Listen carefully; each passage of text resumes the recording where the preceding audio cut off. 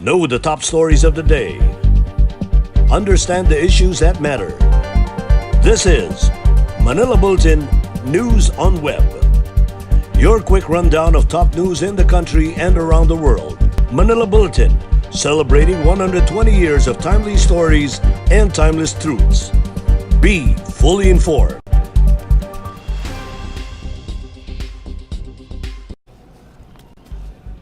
Hi, I'm Barbie Atienza. This is MB Now, and here are your news on web. Presidential spokesperson Harry Roque has again downplayed the fact that the Philippines have overtaken Indonesia to become the Southeast Asian nation with the most cases of coronavirus disease. During a press briefing Friday, Roque commended the work of government implementers who were able to establish sustainable tracing and testing, leading them to eventually isolate and treat those who test positive for COVID-19. The Philippines now has a caseload of 119,460, while Indonesia has 118,753 COVID-positive cases. In terms of the total number of active cases, the Philippines has 50,473, while Indonesia is leading with 37,587 cases. But of those Philippine numbers, 90.9% are considered mild cases, 0.8% are severe, 0.5% are critical, with the rest or 7.8% are considered asymptomatic. Ang ibig sabihin lang nito, alam na natin kung nasan yung kalaban nating COVID-19. At ngayong alam na natin kung nasan ang COVID-19, pwede na po natin silang ma-isolate, pwede na natin matrace yung mga nakahulubilo nila, at pwede na natin silang pagamutin.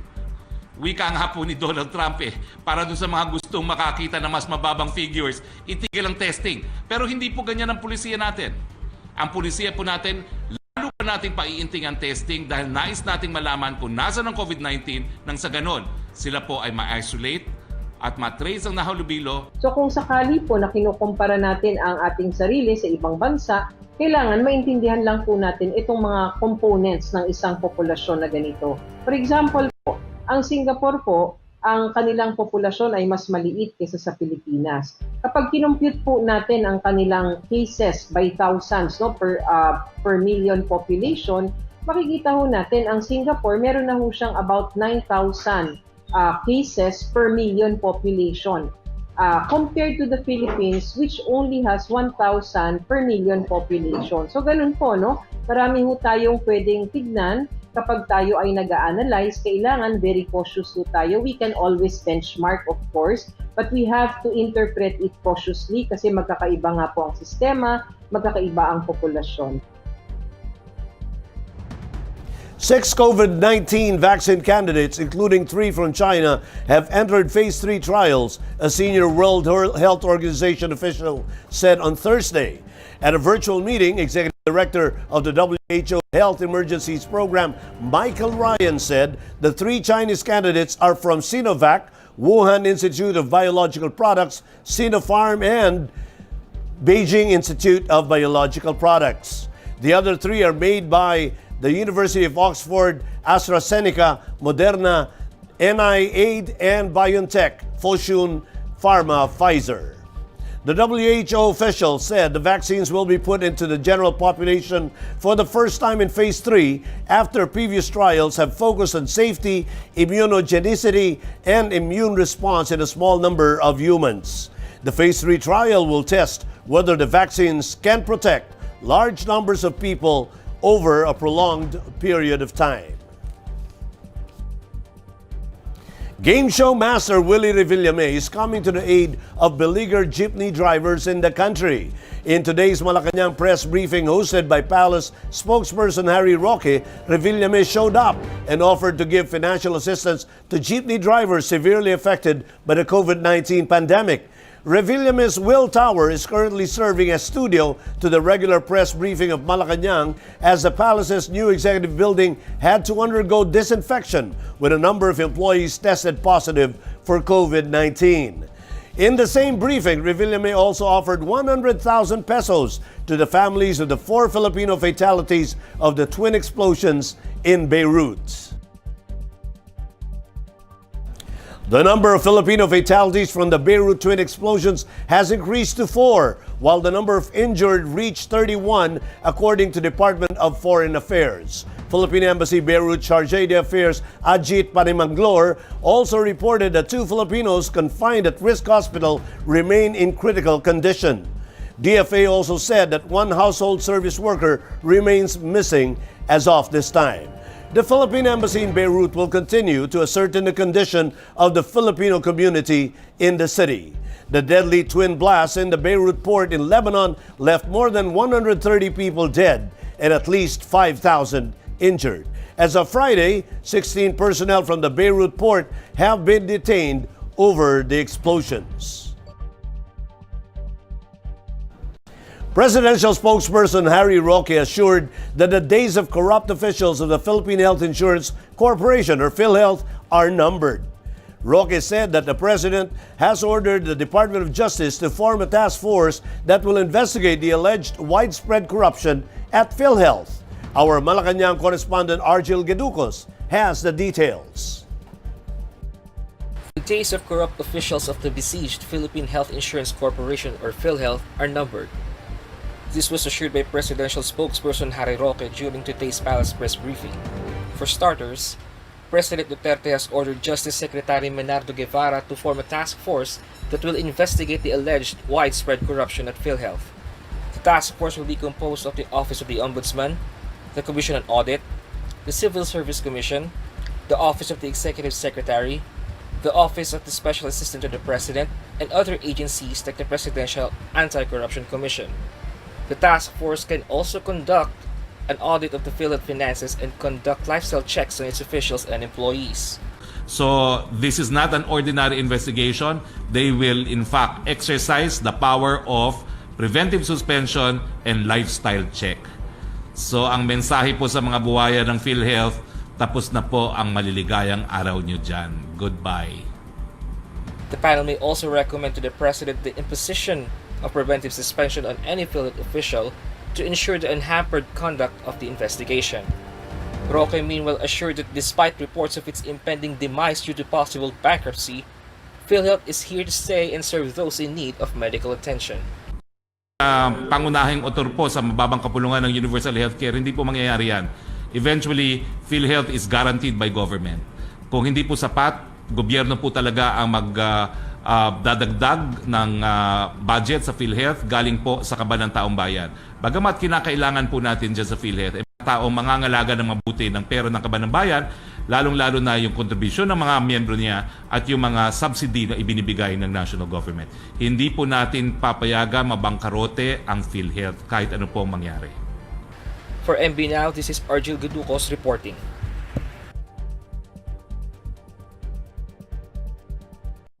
In Metro News, Manila LGU prepares 200 million pesos budget to buy COVID-19 vaccines. San Mateo LGU allows strikes, pedicabs under MECQ. And San Juan City to distribute another wave of food packs. More from this report. A total of 200 million worth of coronavirus disease vaccines is ready to purchase by the local government of Manila after Mayor Francisco Isko Moreno Domagoso signed on August 6 the Ordinance Number 8659 appropriating the budget for its city's current funds. Domagoso said this means the local government does not have to wait for the passage of the 2021 budget to procure COVID-19 vaccines. Initially, the mayor said he asked Vice Mayor Hani Lacuna and members of the City Council to appropriate and set aside 200 million from the 2021 budget. However, Domagoso said it turns out that the Manila City government already has available funds for the immediate procurement of COVID-19 vaccines should it become available this year. The Rizal Municipal Government has allowed the operation of tricycles and pedicabs a few days after the town was placed under Modified Enhanced Community Quarantine. In Mayor Tina Diaz's Executive Order Number 19, Series of 2020, the local government allows the operation of 20% of the number of the units per tricycle operators and Drivers Association of Pedicabs, popularly known as PAJAC. Under the EO, only the passenger per tricycle or pedicab is allowed to be transported at one time. Passengers and drivers are required to wear face masks, and passengers passengers must have their own quarantine pass when traveling. The passengers should also register their name and contact number at the terminal, and the tricycle and pedicab units should have proper plastic barriers and regularly undergo sanitation on the respective terminals. San Juan City will be distributing another wave of food packs to its residents now the Mega Manila is under modified enhanced community quarantine again. Mayor Francisco Zamora said they have started the repacking of relief goods for the 13th wave of the food pack distribution to the residents of 21 barangays in the city. Zamora said the food packs will be distributed on a house-to-house basis in the coming days. The mayor has also reminded his constituents of the ongoing liquor ban in the city, as well as the strict curfew hours from 8 p.m. to 5 a.m. the next day. The local government has again required residents to use quarantine passes whenever they leave their house during the MECQ period. Here are the top news in other parts of the country. DPWH to close portions of Manila North Road in La Union over the weekend. Iloilo City imposes stricter measures against COVID-19. And thousands of locally stranded individuals and returning overseas Filipinos have returned to Caraga region. More in this report. The Department of Public Works and Highways announced that a portion of the Manila North Road in San Fernando City, La Union will be closed over the weekend for its upgrading. According to the DPWH, they will close the section of the road in front of the ongoing Robinson's Place Mall in San Fernando City from Saturday, August 8 at 9 p.m. until Monday, August 10 at 9 a.m. as part of the department's construction, upgrading, and rehabilitation project along Manila North Road. Excavation works will also be conducted on the road section to install high-density polyethylene pipes for the cross drainage. Motorists are advised to use the alternate routes for going further north towards Lawag or south towards Manila. With the rising number of clustered cases of coronavirus disease, the Iloilo City government is set to reimpose strict measures to curb the spread of the viral disease in their communities. An 8 p.m. to 4 a.m. curfew will be implemented starting Friday. The liquor ban was also reinstated last August 4. The city government will also no longer accept any new returning overseas Filipino workers and locally stranded individuals. This came after 29 new COVID-19 cases emerged at the Iloilo City Fish Port and increased the total number of COVID-19 infections to 55 cases.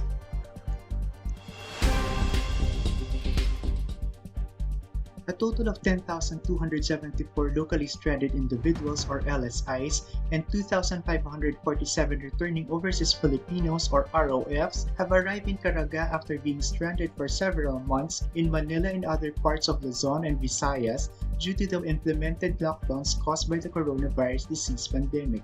These LSIs and ROFs have already returned to their respective homes, while others are still under strict home quarantine or are in other health facilities in the 5 provinces and 6 cities in northeastern Mindanao or Caraga region. Department of Health Regional Director Dr. Jose R. Lacuna Jr. said the agency along with the LGUs continue to intensify the contact tracing activities with teams already organized in provinces and cities in Caraga region. As of Thursday, Caraga region had a total of 336 confirmed COVID-19 cases with 193 recoveries, 142 active cases, and 1 death. In world news, WHO chief urges U.S. to reconsider withdrawal decision. Gunman surrenders after 6-hour standoff in a bank in France. And Italian alpine glacier threatening to collapse due to high temperatures. Let's watch this report.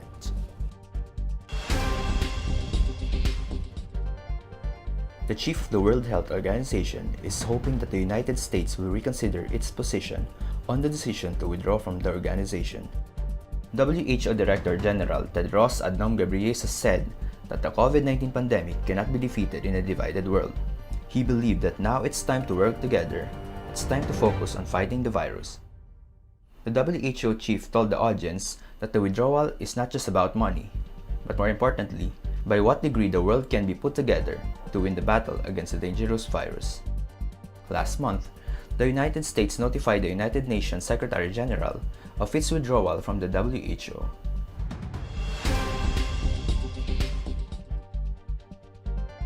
A man who took 6 sausages at the bank in the French port city of Le Havre has surrendered after nearly 6 hours. Police said that a 34-year-old who has a history of mental problems freed the hostages one by one as the drama unfolded Thursday morning. The last captive was released shortly before the hostage taker turned himself in. The hostage taker was apparently armed with a handgun, but it was not immediately clear whether the weapon was real or fake. The official in France's National Police said that the man was known to have psychological problems. A huge chunk of glacier in Mount Blanc Massif on the northeast of Italy is threatening to break off because of the high temperature. Several dozen people have been evacuated as the block of ice estimated at about 500,000 cubic meters from the Plancpintius Glacier risk falling, threatening homes in Courmayeur, a resort community in Italy's Aosta Valley region near the French border. Aerial shots of the glacier taken from a helicopter. Officials released a time-lapse video showing how Plancpintius Glacier moved during the month of July. In entertainment, actor John Regala is now at the National Kidney and Transplant Institute for a series of tests and treatments. That is according to the latest update made by Nadia Montenegro. She said all the tests and treatments of John at NKTI are all urgently needed, and John is still suffering from a lot of pain due to health complications, but the utmost care is given to the actor. John is now in a private room after 2 nights at a makeshift ER tent. John Regala continues to get help from Nadia Montenegro and his other friends.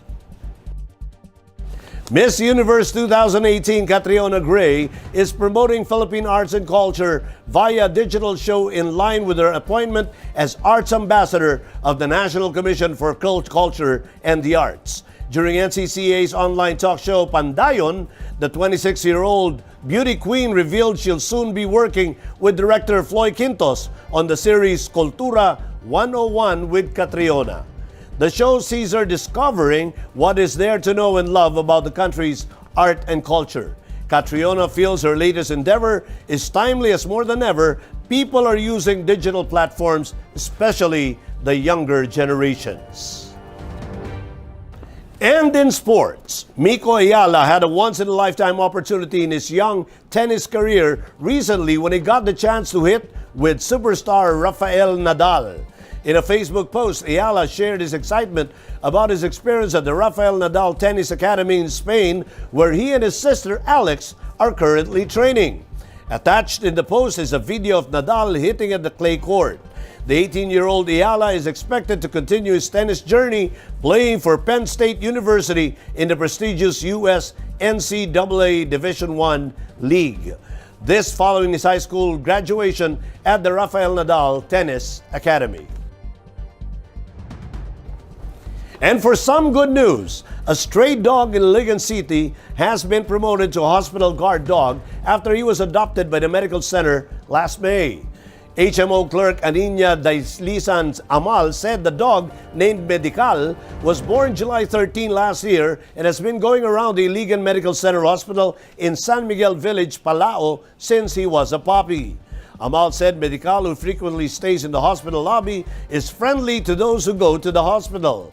Amal posted photos of Medikal's identification card and vaccination record on August 4.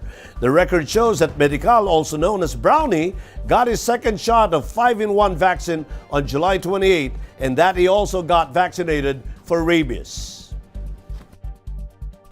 And those are the news on web today, August 7, 2020. For more news and details, get your copy of Manila Bulletin newspaper tomorrow or log on to www.mb.com.ph. Have a nice weekend. I am Barbie Atienza for Manila Bulletin, celebrating 120 years of timely stories and timeless truths. This has been MB Now. Be fully informed.